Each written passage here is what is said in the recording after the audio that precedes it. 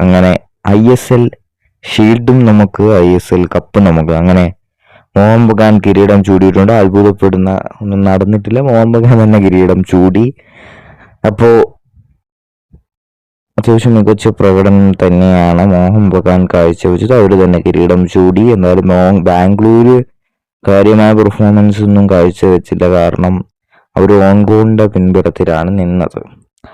കളി നമുക്ക് നോക്കാവുന്നിടത്താണെങ്കിൽ 49-ാം മിനിറ്റിലാണ് ഗോളുകൾ അടിച്ചു തുടങ്ങുന്നത്. ഇപ്പൊ 49-ാം മിനിറ്റ് ആൽബർട്ടോ റോഡ്രിഗസിന്റെ ഓൺ ഗോളാണ് കയറിയത് മോഹൻ ബഗാൻ താരത്തിന്റെ. അതുകഴിഞ്ഞ് 72-ാം മിനിറ്റിൽ പെനാൽറ്റി ഗോളിലൂടെ കമിൻസ് ലീഡെടുപ്പിക്കുകയായിരുന്നു. അപ്പോൾ 1-1 സമനില. പിന്നെ കളി എക്സ്ട്രാ ടൈമിലേക്ക് പോയപ്പോൾ 96-ാം മിനിറ്റിൽ ജാമി മഗ്ലാറിന്റെ ഗോളിൽ 2-1 ലീഡെടുത്തു മോഹൻ ബഗാൻ. ഒരു കംബാക്ക് തന്നെയായിരുന്നു. എന്തായാലും ആ ഗോളിൽ തന്നെ വിജയിച്ച് കയറി. എന്തായാലും മികച്ച പ്രകടനം തന്നെ. ബാംഗ്ലൂരും അത്യാവശ്യം ഫൈറ്റ് ചെയ്തിട്ടുണ്ടെന്നേ പറയാൻ പറ്റൂ, അല്ലാതെ മികച്ച പ്രകടനം എന്നൊന്നും പറയാൻ പറ്റത്തില്ല. കാരണം ഇത്ര മികച്ച പ്രകടനം കാഴ്ചവെക്കാൻ സാധിച്ചില്ല ബാംഗ്ലൂരിനെന്നുള്ളതാണ്.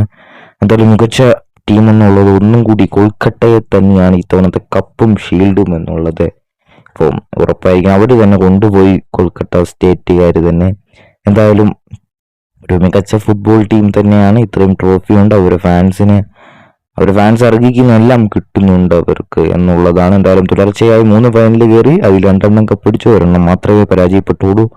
അവിടെയാണ് ടീം. എന്തായാലും വേറെ റെക്കോർഡും കൂടെ പറഞ്ഞ ഒരു കളിയും കൂടെയാണ്. ഒരു ടീമിന്റെ ഹോം മാച്ചിൽ ആദ്യമായിട്ട് കപ്പടിക്കുന്ന ടീം എന്നുള്ള റെക്കോർഡും കൂടെ മോഹൻ ബഗാൻ സ്വന്തമാക്കിക്കൊണ്ടാണ് ഈ സീസൺ തീർക്കുന്നത്. എന്തായാലും പിന്നെ നമുക്ക് കുറച്ച് ഇൻഡിവിജ്വൽ ട്രോഫി നോക്കാനായിട്ടാണെങ്കിൽ ബെസ്റ്റ് ഗ്രാസ് റൂട്ടിന്റെ അവാർഡ് നേടിയ ജംഷഡ്പൂരാണ്. അതുപോലെ തന്നെ ബെസ്റ്റ് യൂത്ത് പ്രോഗ്രാമിന്റെ അവാർഡ് നേടിയത് പഞ്ചാബ് FC ആണ്. ബെസ്റ്റ് ഗ്രാസ് റൂട്ട് തുടർച്ചയായി 2 വർഷവും ജംഷഡ്പൂരാണ് നേടുന്നത്.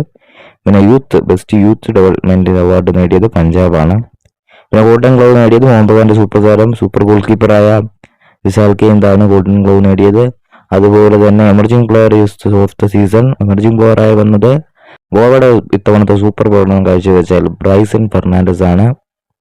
നോർത്ത് ഈസ്റ്റിന്റെ സൂപ്പർ താരമാണ്. ഗോൾഡൻ ബാളും അതുപോലെ തന്നെ ഗോൾഡൻ ബൂട്ടും സ്വന്തമാക്കിയ 2 ഇൻഡിവിജ്വൽ ട്രോഫികൾ നേടി. എന്തായാലും 23 ഗോളും 7 അസിസ്റ്റുമായി മിന്നിക്കത്തിയ താരം എന്നാണ് അലൗദ്ദീൻ അജാരി. മറ്റു ടീമുകൾ പൊക്കുമോ ഇല്ലയോ എന്ന് അറിഞ്ഞൂടാ.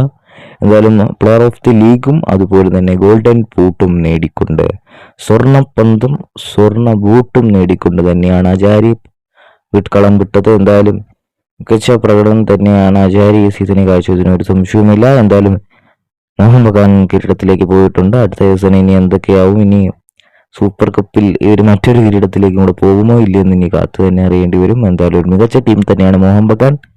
ISL ഭരിക്കുന്നത് ഇപ്പോൾ കൊൽക്കത്ത ജയൻസ് തന്നെയാണെന്നുള്ളത് ഉറപ്പായി കഴിഞ്ഞിരിക്കുകയാണ്.